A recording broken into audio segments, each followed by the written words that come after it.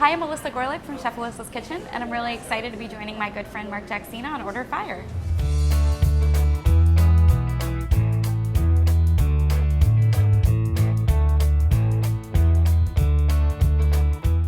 Hi, I'm Mark Jacksina, and this week on Order Fire, I'm sitting down with my good friend and colleague, alyssagorelick from Alyssa's Kitchen. I wanted to talk to Alyssa about the other side of the chef business, if you will. Alyssa's a consultant, a teacher, personality, and a good friend of mine. So I'm looking forward to hear what she's got to say. Growing up in Charlotte, North Carolina, Chef Alyssa has had an interest in cooking since she was young. She found it was a great way to channel her artistic and creative interests. A 2005 graduate of the Art Institute of Charlotte, her professional career has taken her to Italy and several restaurants in Charlotte that range from upscale, country club, or small intimate dining. In 2013, she opened Chef Alyssa's Kitchen inside of Atherton Market in Southend. Focusing on using healthy, local, and sustainable ingredients, Chef Alyssa teaches hands-on cooking classes covering a variety of cuisines and ability levels. In 2015, Chef Alyssa's Kitchen was named Best Cooking Class by Charlotte Magazine. Her accolades include 2 trips to the prestigious James Beard House in New York, and her recipes have been featured in Food and Wine magazine. Currently, Chef Alyssa can be seen cooking weekly on NBC Charlotte. Hey Alyssa, thanks for joining me today. Thanks so much. Excited to be here. It's kind of weird because usually the guys and gals that I've had on the show so far, you know, it's like they've got to run out, like get ready for service, which actually tonight you do, right? You've got a teaching function. Mm-hmm. So you and I have spent some time in kitchens together. Yeah. We opened up a place uptown. Mm-hmm. Then you were able to leave there and do a spot over in Plaza Midwood. Mm-hmm. And we went to James Beard together. Yeah. And yeah, it was. So now, where you and I sort of differed is I went off and started doing more neighborhood style joints, and you're doing teaching. Yeah, I started. What's that like? Well, it's totally a different end of the culinary world, and it kind of made me realize that you can take this kind of career in a lot of different directions. So I started the business about 2.5 years ago, and at the time when my fiance brought up the idea. Fiance now. My fiance now. We were only dating for about a year at that time. So, we brought up the idea of for you to teach classes, and it just, you know what it's like when you're working so many hours, you can't even think about teaching. It just sounds like another job that you don't really want to do. Another option not to sleep. Yeah. Oh yeah, it's something else on my plate, but. No, I love it now. So we've made a business completely out of teaching classes, but they're really fun. They're like a whole experience that people get to have, and cook and learn. We listen to music. We have a lot of BYOB. It's like really active, and people really get into it. So get to teach them how to cook. Well, you're doing it full time. So does this? I mean, you and I have been in the kitchen together. So yeah. And you have to a certain degree, you have an ego that needs to be fed. I mean, chefs all have this, whatever, and it's not better or worse. It doesn't mean that you are anywhere near my level of egotism, or maybe. But do you find the teaching thing is working as far as do you feel on that aspect of it? Yeah. That I don't know, nightly rock star thing. I don't even know what you'd call it. Yeah, I mean, it's not always that rush that you feel like when you're on the line, when you're handling a lot of different things. It's hard to get that, and that's kind of what I miss from it. But and that's why I didn't think that I would love teaching so much, and I really do, because I get to hear people tell me that they got to remake a recipe that we made in class, and they absolutely loved it, and they got to really get something from what they brought home these skills, and I started to realize that you're so much beyond just the kitchen of cooking, and that there's so many people out there who just want to get some new skills and put them to use. And so those little things that we just think of as second nature, like right. I show people how to squeeze a lime using a pair of tongs. Oh my. And it's one of those things that you're just on the line and you do it. Right. You don't even think about the fact that this is a thing. Right. Once I did it in class, people were just like, oh my gosh, and it blew their minds. So do you would you do a whole class just on those kitchen tricks, or do you just sort of incorporate one into every class? I just incorporate them. So I demo back and forth, and then people go and do it. So I'm demoing and I'm up there, which is also a scary thing, being in front of people, because we like to hide in the kitchen and not really be part of it. So I would throw those in there and teach people those skills. But I mean, back to what you were saying about, is it feeding that ego and that sense of myself where I still need to like grow and be a chef? I mean, there are parts of it that do, because I've gained more like business knowledge and grown in other ways, but parts of me that just kind of miss that and want to still be cooking, and so I try to do dinners and stuff. I think as a chef in a restaurant, you're really trying to wow people. Right. Whereas in a kitchen, you want to wow people through them learning about the ingredients and maybe presenting them something, but you also have to make it relatable. Like, I can't show people something that they can't get their hands on. Right. Or, you know, and that's so common in the restaurant. You want to pick like the best thing that people can get, and even if you have a small amount of it, but I kind of have to say, well, you know, okay, if you can't get that, you can use this. You know, one class we did squash blossoms, and that's so wonderful. And maybe in a restaurant you might be able to get a bigger supply of them, but it's harder to get if you're, you know, just a consumer. So yeah, that's kind of a thought too. Yeah, like how do you approach that? Because I'm like, part of me wants to go like, if you run across these in a farmer's market, here's what you can do with them, but is it viable for a whole class? Because you and I both know that every chef in the city is going to buy up as many of them as they can, and what are you really going to find in a farmer's market? 2 dozen, 3 dozen maybe? So that in fact is one of those battles. I mean, when it comes to farm fresh and what I can find at the farmer's market, I'm all about it. I push that stuff. Like, I want to tell people, where can you get it? You can come to the farmer's market. Where we are, since we're in Atherton, I can say, you know, this vendor over there and this vendor over there, that's where we got this from, and like go talk to them, go sign up for their CSA, like get these products. They're incredible. Can you taste them? And so I can show people that taste of the difference in it. But I mean, because I do a lot of demos and cooking segments and things like that, and I kind of had this inner battle where I would kind of watch the chefs that were maybe going on the same shows, and they would show something from their restaurant, and I kind of felt like, well, that's not really the food that I'm doing right now. The food that I'm doing now is the kind of food that people can cook at home, and maybe if they don't have a recipe, they can be inspired to cook something like that, and they can, you know, just give them those little tips. But I kind of beat myself up a little bit because I'm like, well, the food that I'm showing maybe doesn't look as glamorous as that food. But I had to stop and think, you know, the people who are watching, that's kind of what they want. They want something that they can take and make and relate to. So I guess I'm becoming more of a relatable chef. And more pragmatic. I mean, if you think about like the demos from Matthew's Farmers Market, for instance, and I know you've done a few of those as well, the ones that are always better received are the ones where you show them the juicing trick with the tong. Or, you know, you think to yourself, everybody knows how to quarter a chicken. They don't. Yeah.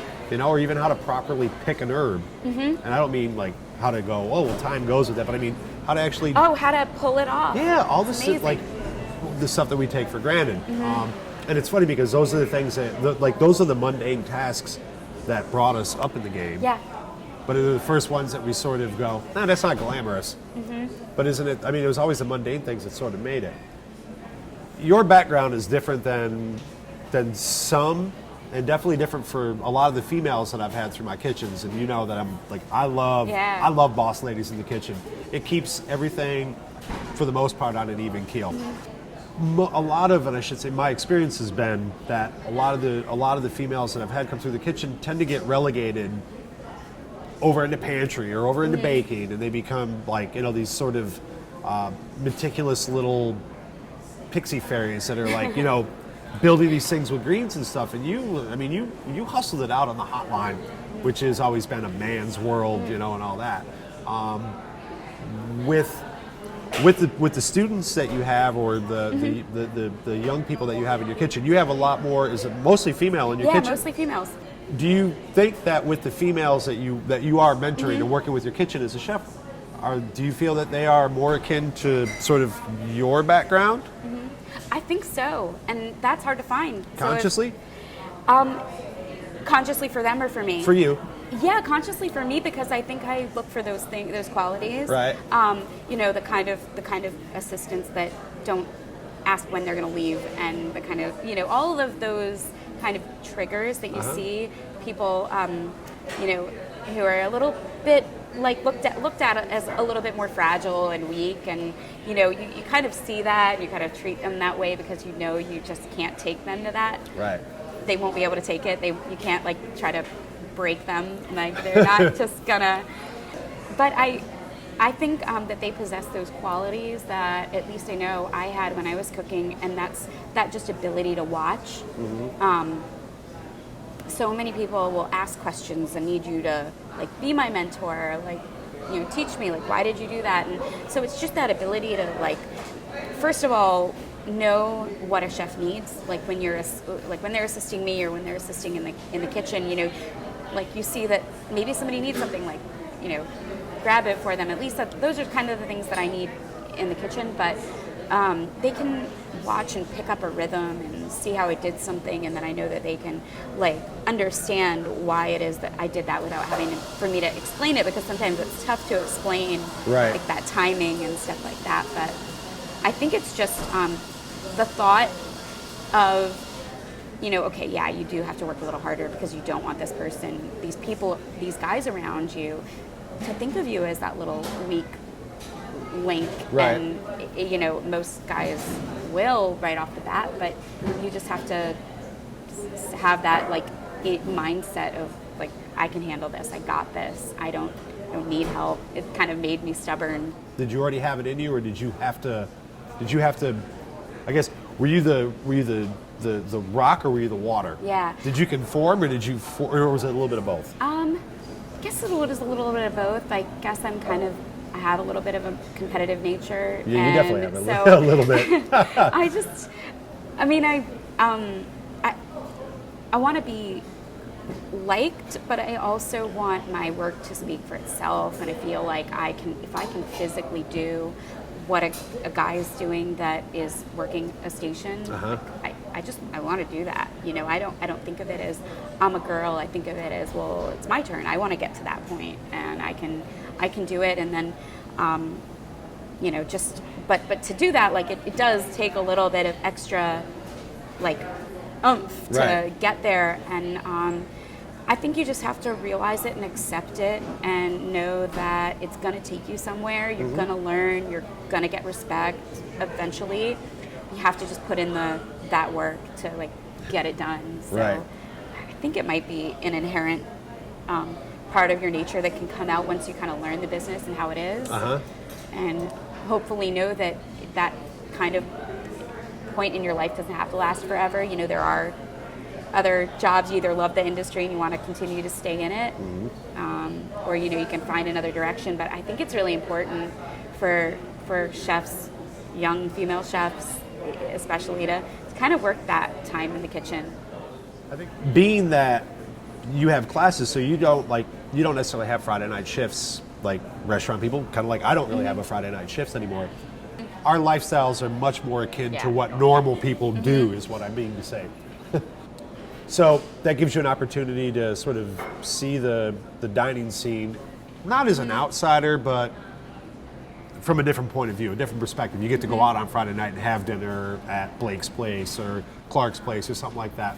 And so like in the last 5 years, we've seen, I think, dramatic changes in the Charlotte dining scene, or that's my take on it. What's your take? Like where do you see that things have gone in the last 5 years comparatively? Yeah, I think that there is great opportunity for chefs to kind of show their own voice through their restaurants. I think there's more of an audience for it. People are really craving great restaurants, and that's because Charlotte's grown so much. Right. I've seen it grow. I mean, trust me, it's nothing like it used to be when I was growing up, and it's not as if we've had to compete with this reputation. We're building a reputation, so that takes time, and it takes history in Charlotte, which I feel like maybe in some ways we lose because Charlotte's growing and kind of knocking down the old and building up the new. There aren't these really unique spots all the time that are, but I guess that doesn't have to do as much with the food, but just the culture in general. You said they're knocking down the old. Do you think that because of that sort of the pathos and ethos of Charlotte, that we do that so much that we don't really, like, we haven't given it enough chance, maybe now we are? I think we are, because more people are establishing in Charlotte. I think for a long time it was more of a transient place. People coming and going, but people are kind of settling here. There's all kinds of these publications popping up that are all about how we love Charlotte and how we love the celebrating what's unique to us. So that's really cool. But at the same time, you know, we've got, I guess, this trying to shake off this like love of what's new and fresh, and then kind of like moving on to the next. So maybe it's because that's the people that are still here, like the newness and the freshness is what people are attracted to. But that's kind of been the only thing that I've been a little, you know, disappointed in Charlotte, and I hope that it's not that restaurants or places like that are not staying consistent and like keeping up that reputation, but just this, you know, just being in love with something when it's new, and then when it's old, moving on to what else is new.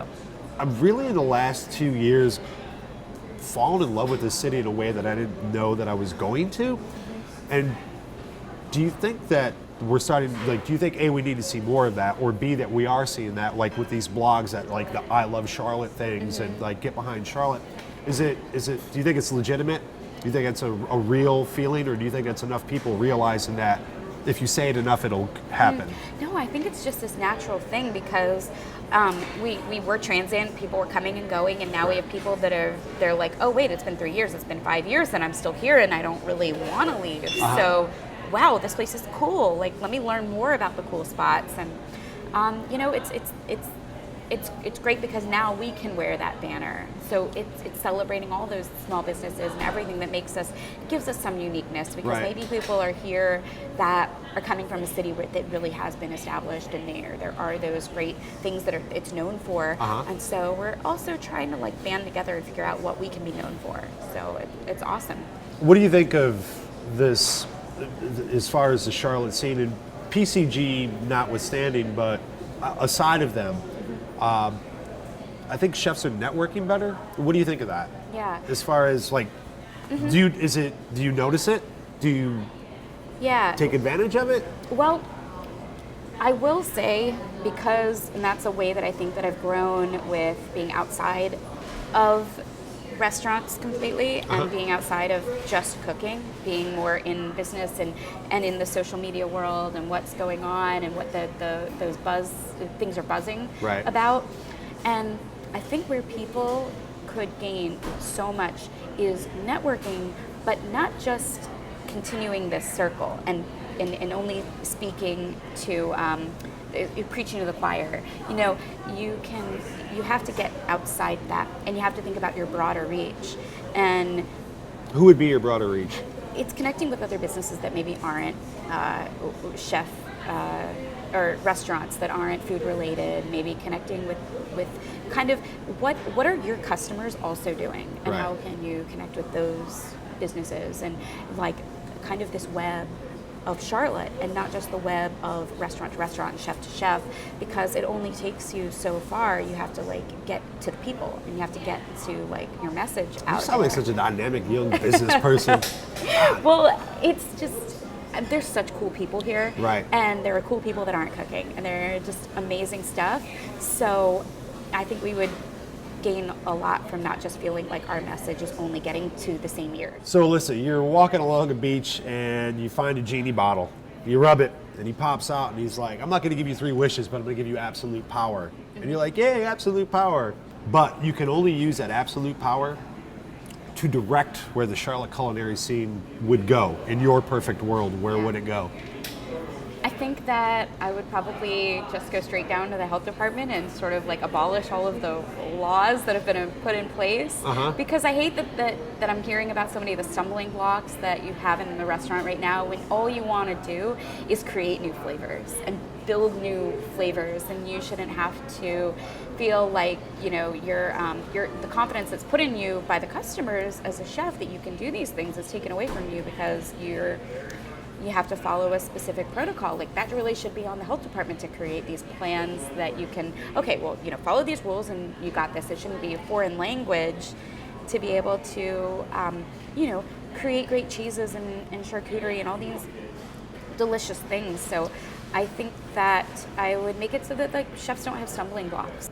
So you're saying that with this absolute power, we would be able to put out all the great stuff that one can eat in New York or Paris or everywhere else in the world, but apparently down in this general area. Yeah, if you can dream it, you can do it. There you there would go. be a way. There would be a way. There would be a procedure to follow, and what you would dream in your head would be a perfect possibility. You've always qualified yourself as a chef, I think, from the get-go, almost from the inception. Like that's your origin story. Who, besides Paul, which you've worked with and done some time, Yeah.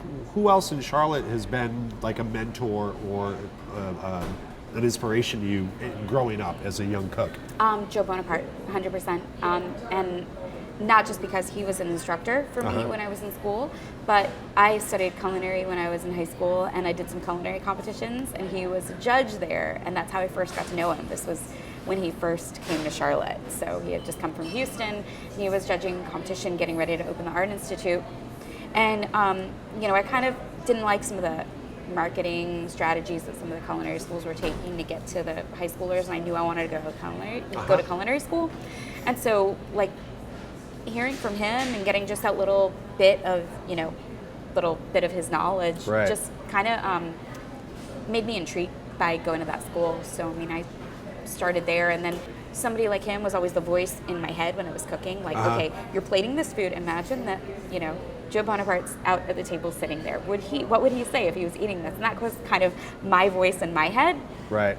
Because it was somebody that I so highly respected for so many reasons. And then it was just amazing that now I can call him Joe. I can call him my friend, and I have a friendship, mentor, relationship with him. But it's just great that. Well, it's more peer-to-peer now, right? Yeah, it is, and it's great that I can add something to conversation, like my take on food, and my. And developing my style, I guess, has just made me feel a little bit more confident, because, like, okay, well, I do this. Right.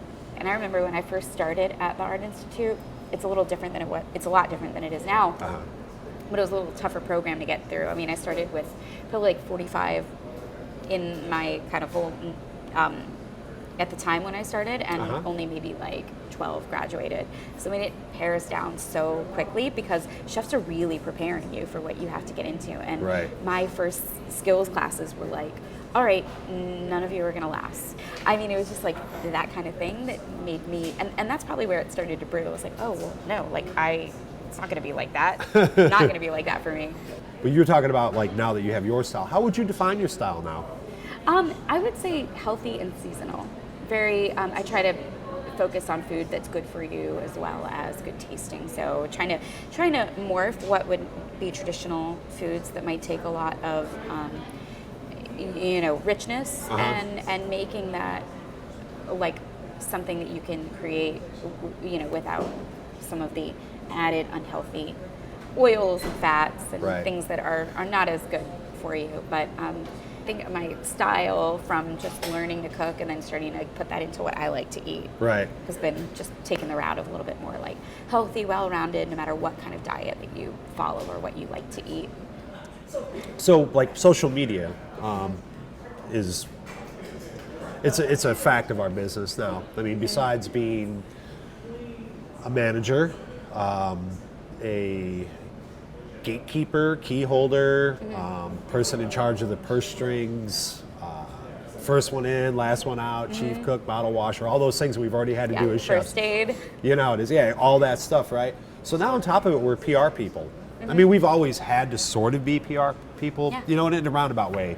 But now we have to be. Like, we have to take perfectly composed pictures with, like, the proper filter, and time our Facebook posts for the optimum amount of...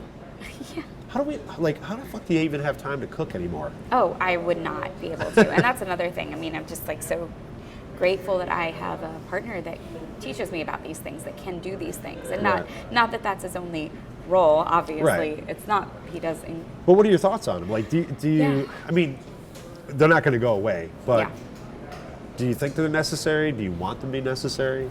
I think as a consumer, they are necessary because, that's what you're looking for. You want to know what's going on there. Like, people need that visual.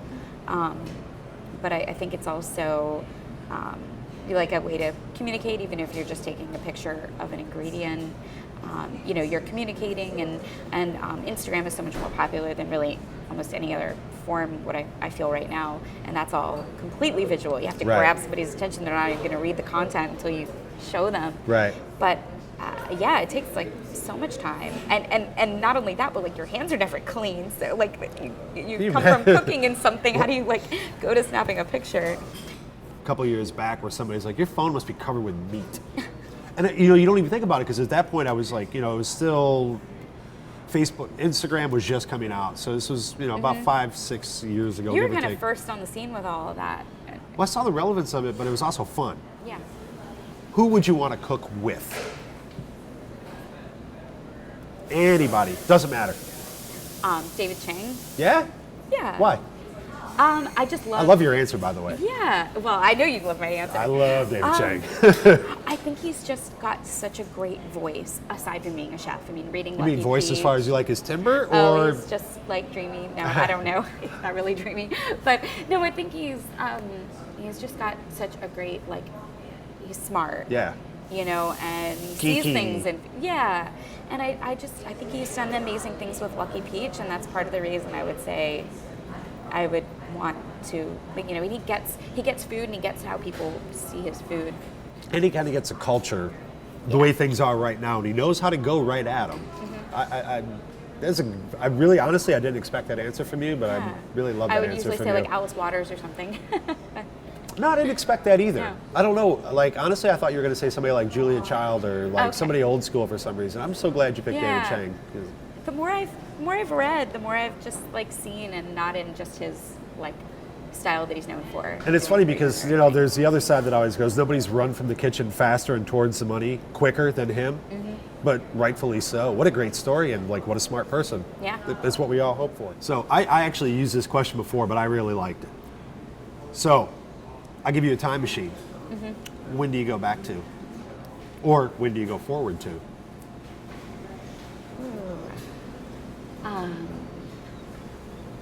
I would like to fast forward 10 years in Charlotte.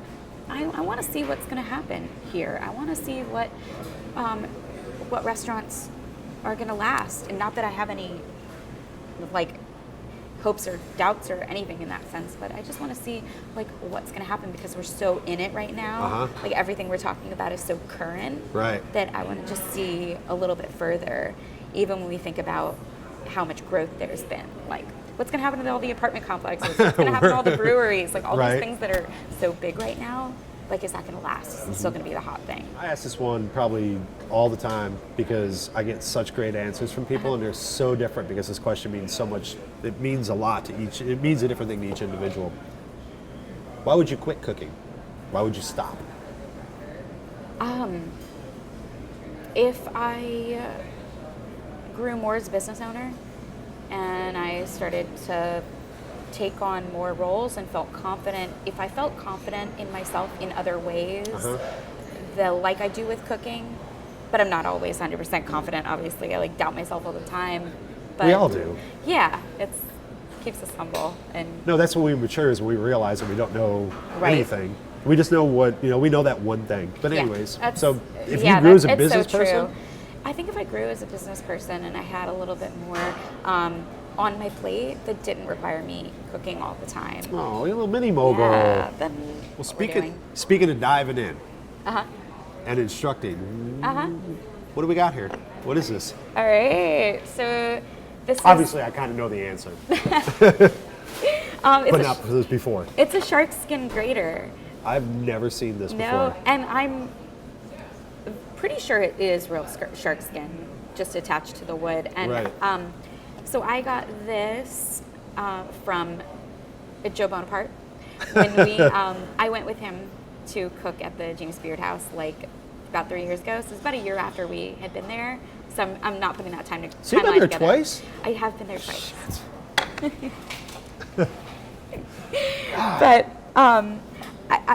I went, and we also the night before went to have dinner at Momofuku Co. next door at Momofuku, and it was like this small restaurant. What kind of life are you living? I just, Note to No. self, do not bring any more people that have been through the kitchen with me. No. So anyway, I saw this being used because they're cooking right in front of you at the restaurant. So what- okay. Putting these dishes together, and What were they using it for the there? chef was grating ginger on this, and so I wanted one, and I was like, that is so cool. I went home, flew back to Charlotte. Joe was still in New York for a couple of days, and he went over to Corin and found this and got it for me. It was something that I thought like I would get a lot of use out of, and so, Do you? Not as much. No. No, I think I forget. I use the microplane for the ginger now a little bit more. But still, it's something that's always in my knife kit. Right. And so, Have you busted it out in class? not in class, no, Come I on, you haven't. got this is like having Maybe like I a will custom. today. Maybe This I is will like today. having a custom knife. What's the point of having it if you don't bring know. it in and go like, here's something I got that you don't got? I know. Listen, I got to say, like, I can't believe how quick the time has gone today. But I also can't possibly express how awesome it was to sit down with you, especially because you came into my professional life at an interesting time, and then you and I and a couple of us have all fractaled out in our own little ways and sort of redefined ourselves as individuals, but all, you know, and as chefs. I think more importantly as individuals, at least for me. And it's funny because I see bits and pieces of you and me, a little bit of me and you, not as much, maybe.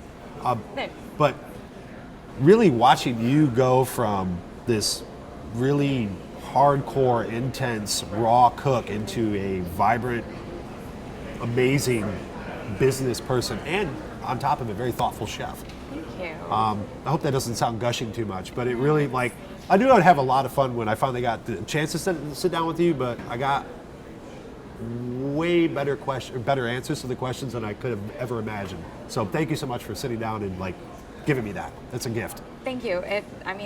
Like I said, it's an honor, really. Like, I love that I got to do this with you, and you have been an incredible mentor for a long time for me, and vice such versa. a great friend. It's like a wolf pack we have in Charlotte. Yeah, it is a little, well, some of us more so than others. So, Yeah. but I can't tell you how much I appreciate you taking time out today and sitting down with me. It was absolutely a pleasure for me. Awesome. Thank you so much. Thank you. Well, that's it. Done. That's all.